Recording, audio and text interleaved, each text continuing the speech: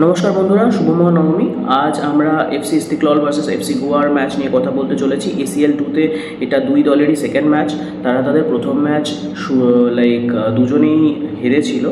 FC Goa আল জাওরার এগেনস্টে 2-0 গোলে হেরেছিল FC গোয়ার হোম গ্রাউন্ডে, আর এফসি ইস্তিকলাল আল নাসরের এগেনস্টে আল নাসরের হোম গ্রাউন্ডে 5-0 হেরেছিল। কিন্তু এখন যদি এই দুটো টিম নিয়ে কথা বলি, তাহলে আল জাওরা যেটি কিনা যারা এফসি গোয়াকে হারিয়েছিল, তারা ধারে ভারে অনেক স্ট্রং অপোনেন্ট ছিল এফসি ইস্তিকলালের কম্প্যারিজনে। তো এফসি গোয়ার জন্য এটা একটি বেটার ম্যাচ হতে পারে। এফসি গোয়া একটু বেটার খেলতে পারে, এবং আমরা যদি সেই ম্যাচটির কথা ভাবি, সেখানে কিন্তু এফসি গোয়া ম্যাচটা যে শুধু ডিফেন্সিভ খেলেছিল এরকম কিন্তু না। এফসি গোয়া যথেষ্ট অ্যাটাক করেছিল এবং একটি চান্স পেয়েছিল যেটা তারা কনভার্ট করতে পারেনি। এছাড়া মোটামুটি যথেষ্ট ভালো খেলেছিল। তো ডিফেন্সিভ ল্যাপস মাঝখানে হয়, তারা 2 গোল খেয়েছিল ঠিকই, তবে এটাও ভাবতে হবে যে তাদের best defender, best Indian centre back Sandesh জিঙ্গানকে তারা মিস করেছিল, যে কিনা এই ম্যাচে ফেরত আসছে। সো সেই জায়গা থেকে ভাবতে গেলে এফসি গোয়া এই ম্যাচে যথেষ্ট কম্প্যারেটিভলি বেটার টিম নিয়ে নামতে পারবে, এবং আমরা এক্সপেক্ট করতে পারি যে এফসি ইস্তিকলালকে হারানো কিন্তু এফসি গোয়ার পক্ষে সম্ভব। তো এই ক্ষেত্রে আমরা 3 পয়েন্ট এক্সপেক্ট করবো। আর রিসেন্ট ইন্ডিয়ান স্ফিয়ার নিয়ে যদি বলি, যেটা পুরোটাই ডিসঅ্যাপয়েন্টিং কম্প্যারেটিভলি। একদিকে এআইএফএফ ফের সিনারিও যেটা আছে, যেটার জন্য আমাদের আইএসএল কবে শুরু হবে আমরা এখনও জানি না। অন্যদিকে যদি আমরা এখন এসিএল 2 নিয়ে ভাবি, তাহলে এসিএল 2-তে FC Goa is the only option that we have right now. তো সেই সিনারিওতে দাঁড়িয়ে আমাদের এফসি গোয়ার এই ম্যাচটির প্রতি আমাদের সবার এক্সপেকটেশন অনেক হাই থাকবে, এবং এফসি গোয়া জিতুক সেটা আমরা সবাই চাইবো, যাতে আমরা কন্টিনেন্টাল কোএফিশিয়েন্ট বাড়িয়ে রাখতে পারি। এবং সেই সিনারিওতে দাঁড়িয়ে এফসি গোয়ার এই ম্যাচটি জেতাটা খুবই গুরুত্বপূর্ণ, এবং এই ম্যাচটা জেতা অসম্ভব নয়, যথেষ্ট সম্ভব। এবং যদি এফসি গোয়া তাদের বেস্ট পারফরমেন্স দিতে পারে, সেই ক্ষেত্রে জেতাটা হয়তো পসিবল হবে। কিন্তু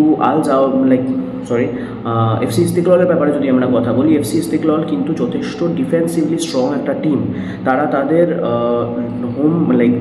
তারা তাদের লিগ ম্যাচে 10টি ম্যাচ খেলেছে এখনো অবধি, এবং সেই 10টি ম্যাচে তারা তাদের 16টি ম্যাচ খেলেছে, এবং সেই ম্যাচের মধ্যে তারা কিন্তু গোল খেয়েছে মাত্র 11টা, যেটা কিনা যথেষ্ট স্ট্রং একটা মেসেজ। তারা ডিফেন্সিভলি যথেষ্ট স্ট্রং একটা টিম, এবং তারা আল নাসার এগেনস্টও কিন্তু 5 ম্যান ডিফেন্সে স্টার্ট করেছিল, যেখানে তাদের 3টে সেন্টার ব্যাক তারা নর্মালি খেলায়। তো সেই সিনারিওতে দাঁড়িয়ে 3টে সেন্টার ব্যাক, একটা লেফট ব্যাক, একটা রাইট ব্যাক নিয়ে তারা খেলে। সো তাদের preferred starting line up will be of 5-3-2 formation, যেখানে তাদের 5 জন ডিফেন্ডার থাকবে, যেখানে 3 সেন্টার ব্যাকস, একটা রাইট ব্যাক, একজন লেফট ব্যাক থাকবেন, এবং একটি সিডিএম থাকবে, এবং একজন সেন্টার মিডফিল্ডার এবং একজন অ্যাটাকিং মিডফিল্ডার, অ্যান্ড 2 জন centre forward. That's their starting line up, যেখানে they will primarily focus on defending. এখন ওরা যদি অ্যাট্যাকে যায়, তখন কাউন্টার অ্যাট্যাক বেসড খেলে এফসি গোয়ার পক্ষে গোল তোলা সম্ভব। আমরা যদি এখন এফসি গোয়ার স্টার্টিং লাইন আপের কথা বলি, so that will be 4-2-3-1 formation, যেখানে দুজন সেন্টার ব্যাক পল মোরেনো এবং সন্দেশ জিঙ্গন খেলবে, এবং রাইট এবং লেফট ব্যাকে আমরা পাবো বরিস সিং এবং আকাশ সাংওয়ানকে।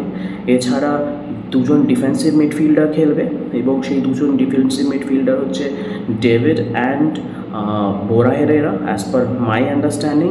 এবং 3 জন যারা 3 জন মিডফিল্ডার, যারা 3 জন থাকবে, that is basically the attacking midfielder, সেখানে ইকাগোরে চেনা, এবং লেফট উইং এবং রাইট উইংয়ে থাকবে উদান্তা সিং, আর আরেকজন যে ড্রেসিচ নামে যে ফরেনার আছে উনি, অ্যান্ড সেন্টার ফরওয়ার্ড খেলবে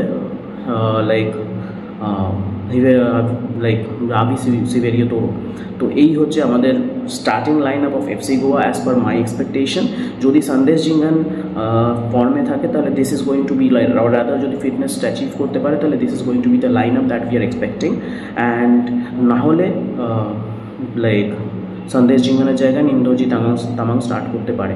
so this is overall the starting line up of FC Goa and starting line up of FC ইস্তিকলাল।